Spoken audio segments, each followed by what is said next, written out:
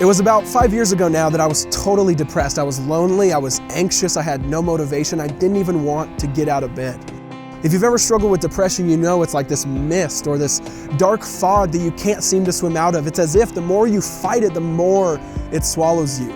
For me, it arose from a lot of disillusionment with what people had told me about Jesus to what actually started happening when I followed him. I was told my life would turn around, that everything would get fixed, or that I'd be happy and everything would change, and it did, just not the way I thought. Relationships broke, addictions stayed, and that pervasive feeling of loneliness kept gnawing at me. That's when I found this really strange verse in the Old Testament.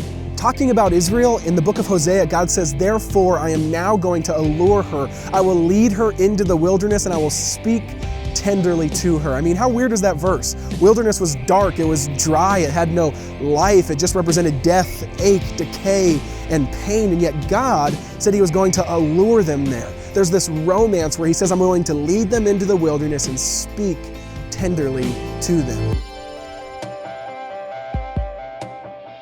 One thing I always find funny about the stars is they're always out, even though we only notice them at night. Every time you look up, they're there. They don't change, but our perspective does. When they're given a black background of the night sky, they shine, they shimmer, and they glow.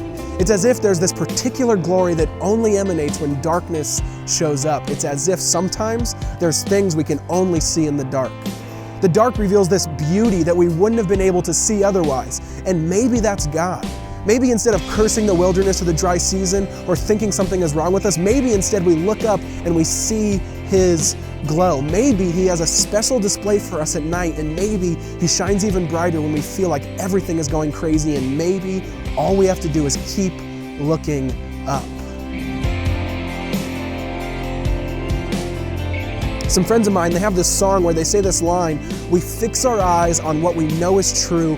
Even in our shame, grace makes a way through. Be our obsession, be our constellation, because you are light in and out of every season." See, God, he's this focal point. He's this unchanging bright star, and he calls us to stare, to look, to behold, especially when it feels like everything is spiraling out of control.